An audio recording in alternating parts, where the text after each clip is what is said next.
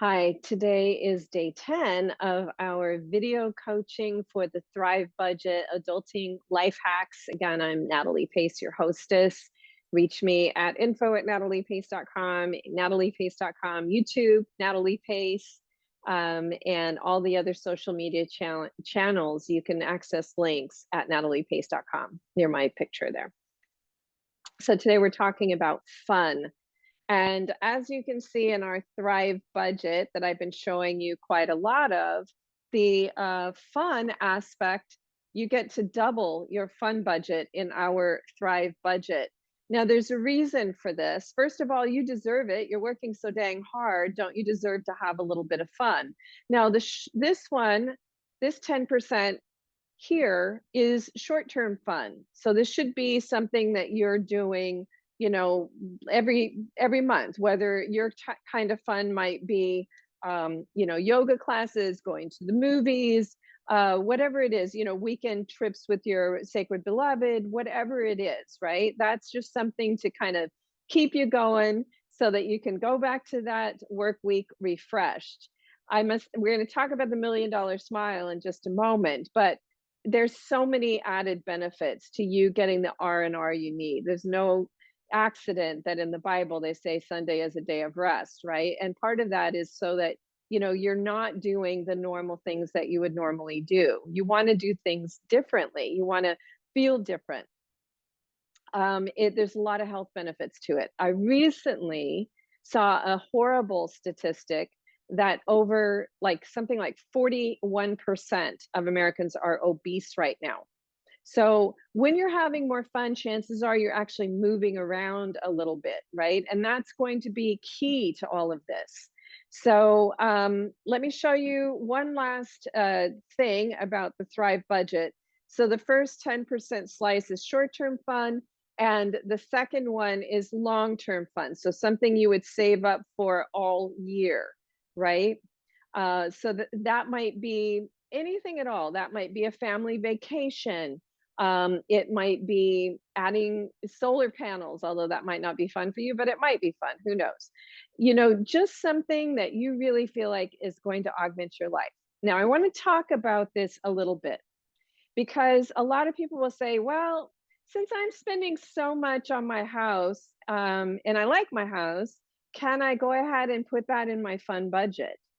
And the truth is, it really has to be fun for you in order to put it there. A lot of people that are overspending on a home, they really aren't having fun. In fact, they might actually be complaining about the amount of money that they're spending on their home and the fact that they cannot go on a vacation. So clearly, if that is the case, it's not fun and it does not belong in the fun category. Does that make sense? All right. So you have to be brutally honest with yourself. And again, there are going to be ways there, even if you love your house and it's too expensive, is there a way that you can have an ADU, additional dwelling unit, and put your parents back there and have that income and that monetizes everything? So think creatively on how to fix all of the things that are actually in your basic needs that really are basic needs in that 50% to survive so that you have 50% to thrive. So the health benefits of having fun, also the social benefits of having fun. I want to stress it. I don't think that it should all be just mind numbing, right? Like it shouldn't be, oh, I really like my glass of wine, so I'm going to just buy expensive wine and that's my Thrive fun budget. The reason I say that is that you really need things that are going to activate you, that are going to bring bring the best out of you. And I'm not saying that a glass of wine isn't happy for a lot of people, but if you're overdoing it and if you think that that's your only source of happiness, it's an illusory thing. It's not a real thing. So try to think of ways that you can be more social, things that really stimulate you. For me, actually, I'm such a loner. A lot of my things that I love, I now spend an hour a day practicing piano, just like I did when I was a kid. So, whatever it is that makes you happy, that's actually engaging for you, that might actually improve your health and improve your mental health. and give you that $1 million smile. Now, I'm going to talk a little bit about this. When you're a person that's truly having fun in your life, chances are when you're in a room with others, whether it's for a networking event or any at work, that you are exuding the little bit of that fun and joy, right? Now, I'm going to give you an example. There's this restaurant that I love to go to. It's very affordable. I love Mexican food, authentic Mexican food, because I grew up on it.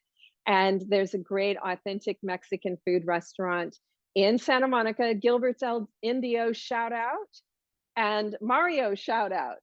So Mario, and we call him laughingly, anyway, I won't give you the nickname that we call him, but it's a nice one.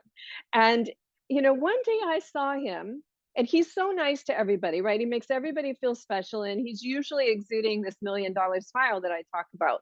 And I heard someone yell for him at the front of the restaurant. They wanted to give him Laker tickets. And somebody else, as he passed by after getting his Laker tickets, they were giving him a bag of avocados from their yard. So I'm just saying, when you show up and you're the light in the, I've been rollerblading and somebody rollerbladed behind me and gave me a boogie board out of the blue.